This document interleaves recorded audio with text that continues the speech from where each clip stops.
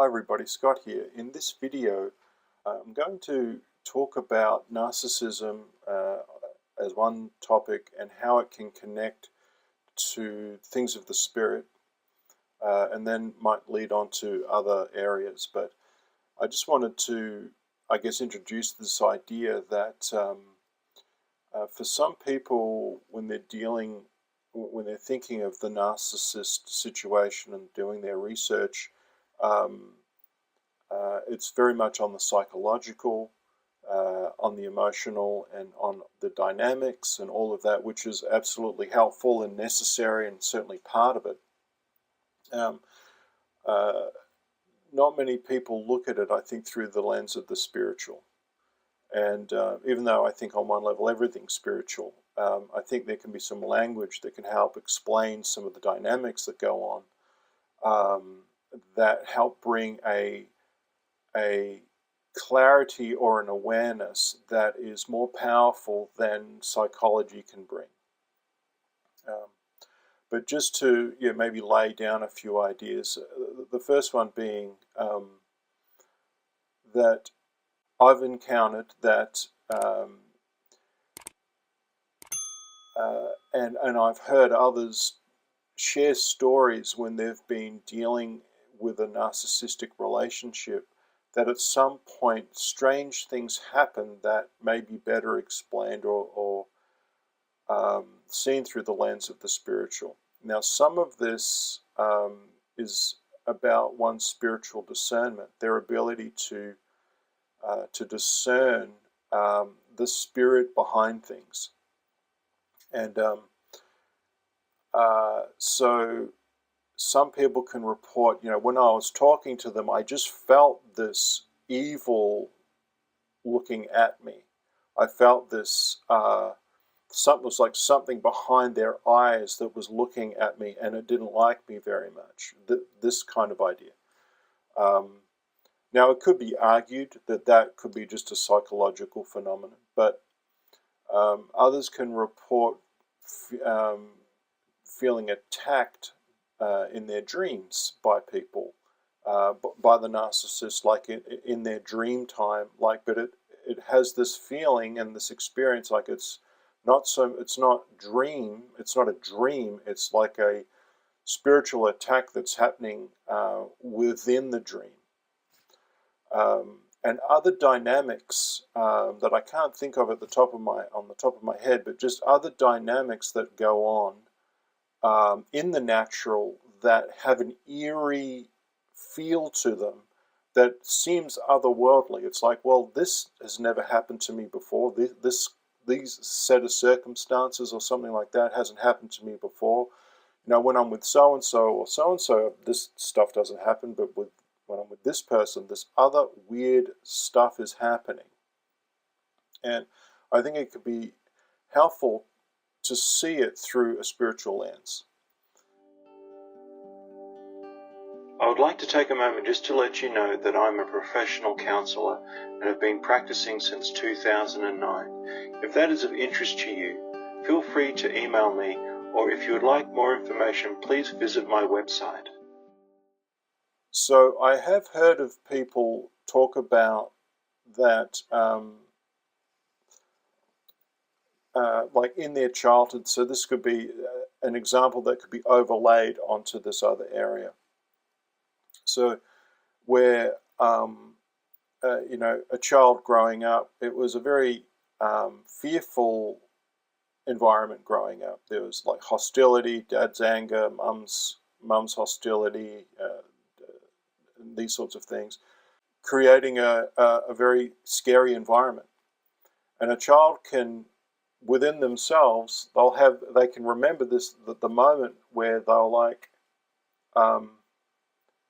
I've heard something inside say, I can't think of the right language, but something along the lines of, I will fear. Yeah, it's like fear will protect you. Something like that, and then the child agrees to that, like just within themselves. All of this is sort of happening within themselves, and then one could argue like they have a spirit of fear, and so they're fearful of everything. They're fearful all the time, and yet they were told that they took that on because fear would protect them. Now, in a weird way, fear does protect us, because when we notice something, and it's, like when we're standing at the edge of a cliff, like we have this physiological awareness and fear response to say step back so that you're in safety. So it's this illusion, this other side of the equation is like an illusion that fear will keep me safe, but to be safe I have to always be in fear. And then there's like a stronghold that develops through that, where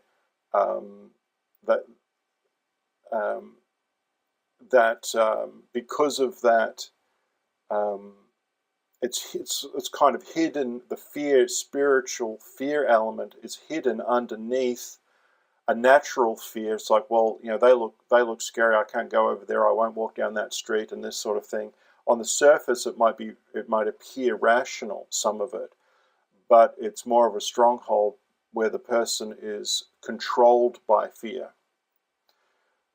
Something similar could happen with people that are on the narcissist side of this equation, where certain elements were present in childhood that they took on a manipulative. This language might be challenging for some people, or unfamiliar, but like take on a manipulative spirit in order to handle the stuff that's going on around them that's scary or not pleasant, and it's like it becomes a self-protection shield. And so if you imagine, like, there's the self, and then forms of trauma are happening, and then rather than just a part within the self creating like developing a manipulativeness in order to protect, which certainly can happen, there could also be, it's an and or, a spiritual element comes in that moment, and is kind of fueled by a spirit that's manipulative. I understand that this could sound a little, I know I haven't used this sort of language on this channel before, but I just want to introduce these concepts. So, and so now this person is, in a sense, at some point made a deal with a spirit that, like a manipulative spirit, to help them navigate the world, and like, I'll never be hurt again because I'll manipulate to get what I want without getting hurt. And people can do that without this this more demonic element to it, but it certainly could be a part of it, and could explain some of the experiences people have with those that you could label with narcissism, because they actually might be operating some of their being could inhabit this more demonic element that is living itself out in that way, causing problems for people. So sometimes I think people that are dealing with a narcissist may also be dealing with a demonic force that's fueling that person's behavior. And it may help to explain, sort of in some ways, how perfect the inversion is, as I've said in a previous video, how perfect they invert reality and the truth in order to get what they want. And so, like, you've got heaven and hell. It's like standing upright, standing upside down. You've got truth and lies. You've got transparency and deception. There's this inversion of reality that can go on in all of this. And there's probably just like levels of this, like there might be the bell-shaped curve, or the a progressiveness of how much someone is connected in with more of the demonic side of things to protect themselves and to live live their lives out from, versus just what we would say is maybe just parts of self that were created in a dysfunctional environment in order to survive that environment. But there's probably a correlation, some overlap, some more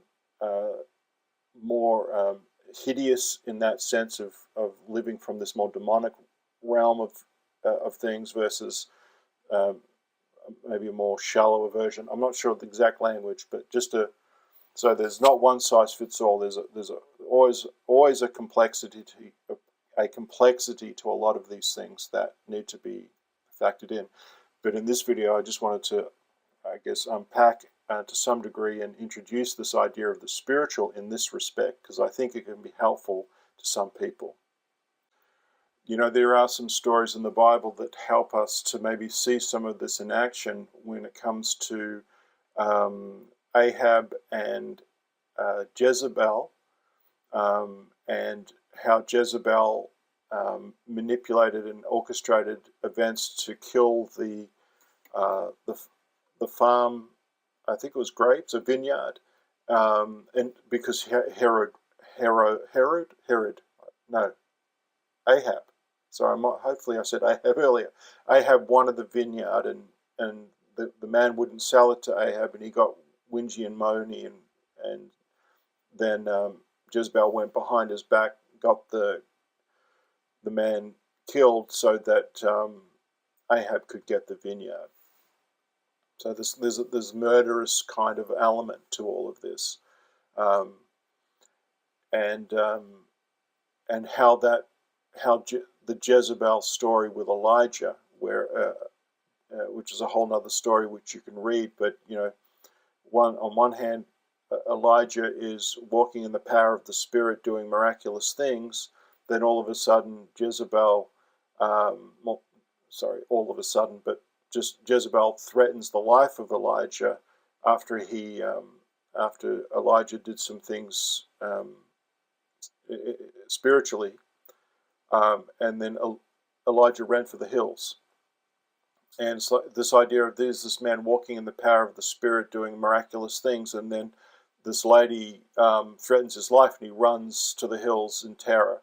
So it's like, well, it doesn't sound natural. This sounds like, what's the spirit behind Jezebel that terrorized Elijah to run after he was walking in the Spirit?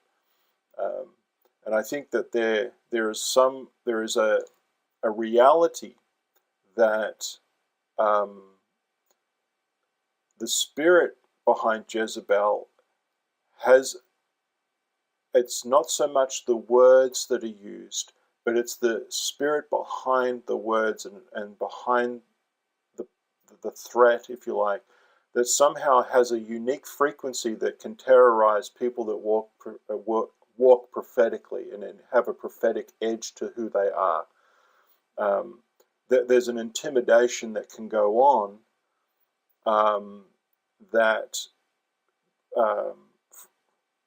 from that spirit that unsettles the prophet, where not much else might threaten the prophet in that sense, but the spirit behind the spirit of Jezebel that can operate in people can threaten, seems to be able to threaten the prophetic in ways that others can't. And then there's the story of John the Baptist and Herod's daughter, who manipulated Herod through a dance, and he promised, I think, you promised the daughter you can have anything up to half of my kingdom, and in that promise, that in a sense that I guess it's a covenant that he makes. She knows she's got him, because then she says, I want the head of John the Baptist. Again, a manipulative, murderous spirit operating in a manipulative way in order to get something. And Herod had no choice then than to have John the Baptist killed, even though I think it grieved him to do so, but he got trapped, he got caught in a manipulation. And I think that's where the manipulation, the Jezebel spirit, demonic activity, narcissism can sort of all be woven into each other in some respects. So there might be people watching that are listening going, I feel like I've been on the receiving end of some of that before. Now, it could even this could very much operate within inside the church walls, where someone feels attacked in some way, although not in the traditional sense.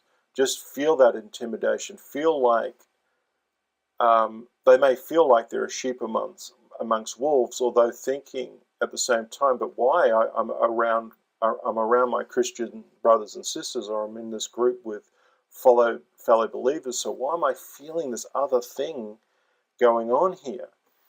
There's a good chance that that person, if this resonates with you, that you have a discernment that is picking up some of the spiritual realities that nobody else is able to pick up, but they may be operating from, and you're picking up that, your discernment is picking that up, and the spirit that does not want you to be able to see it, and doesn't like you being able to see it, and so you become a target, even though those around you aren't even aware that they're under that, and can be used in that way. So I think there can be people in church that, like as an aside, there can be people in church that are troublemaking people, and so they get negative attention because they're causing trouble.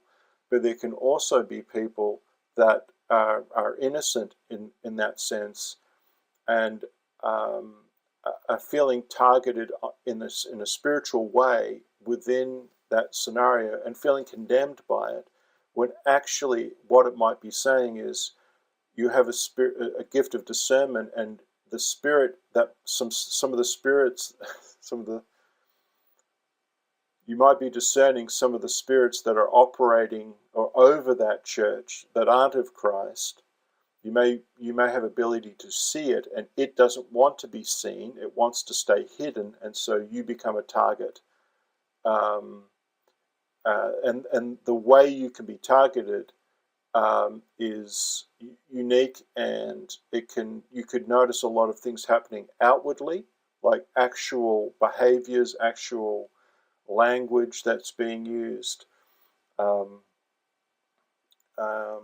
that may feel like it's coming out of left field. It's like, far out. Where did that come from? Where did that come from? Why did they just say that to me? Why did they just look at me like that? Like there's something going on that one's discerning spiritually, that these behaviors are happening that are unwarranted and ungodly, and it could be in the form of judgment, or character assassination, a range of things. And in that sense, maybe just a closing statement is that one can be rejected from a church without anyone actually overtly saying you're not welcome here, or we don't want you here, or just obvious bullying that could take place. What one could usually those things don't happen because that's something that one could easily point to and say, like, this was said, or that's just been said to me, or this person's telling me this. It's very clear and open ways that one can point to and say, hey, what's going on here? And people are too clever to enable that to occur. So, like, if someone wants to get rid of someone, they'll do it in a way where they're able to say, I didn't say anything. I didn't say you weren't welcome here. I didn't say you couldn't come back. But the atmosphere and the discerning spiritually, it's like, yes, but there's these other things that are happening that are very much telling me the opposite. And that's all manipulation and control that's going on in that. That can be a little tricky because we can actually have our own issues that cause us to see rejection that's not actually taking place. It is a perceived rejection that's not real.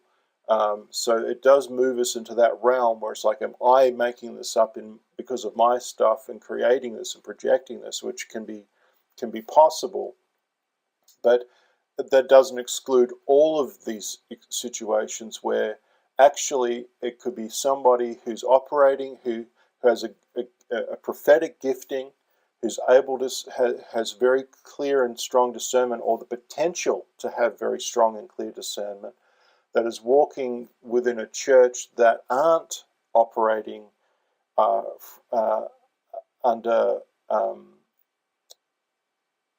how do I word it? Like operating within a godly sense. There are other things at play that aren't of God. They're control, manipulation, things like this.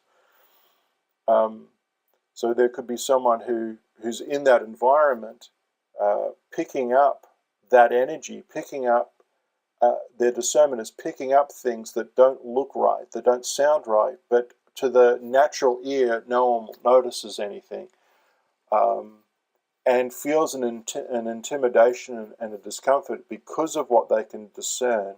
They could then internalize that to say there's something wrong with me, when in fact what's possible is there's actually something wrong with the group. There's something wrong with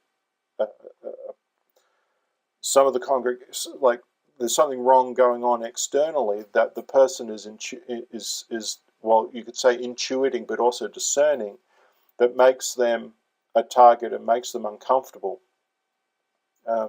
So in that sense, it's not that there's something wrong with the person that's discerning, and there's something right with the person that is discerning and noticing things on a, you could say, a higher spiritual realm or a deeper spiritual realm that most of these people are either ignorant of, are either under the control of and don't know it, or worse than that is that they are actually, they know what they're doing. They are a literal wolf in sheep's clothing, operating within those structures to do harm to people, and that person is there discerning this and feeling very vulnerable. So these are some of the things that I just wanted to unpack and highlight. Some people will think this is cuckoo talk. Some people will resonate with this very strongly. It's really just to sort of put it out there, and I might make other videos, or there just maybe other angles to highlight around this. But it's really an opportunity to introduce some elements of the spiritual that some people might connect to, some people might not, and that's okay. You don't have to watch these videos. But I think we're living at a time now where the spiritual is where it's at. Things are happening in that realm. I mean, it's always been happening in that realm, but I think we can actually see it a lot more in the natural. That there's something not right in the world, and a lot of us are becoming more and more acutely aware of that, and may not find that we have a lot of support around us, and that's, in a sense, I think that's okay. I think we trust God in that sense, but there does seem to be, we're moving into a time where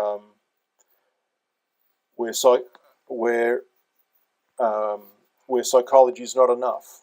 I think psychology does well to talk about lot of things, and I think it actually can give a lens to the spiritual, but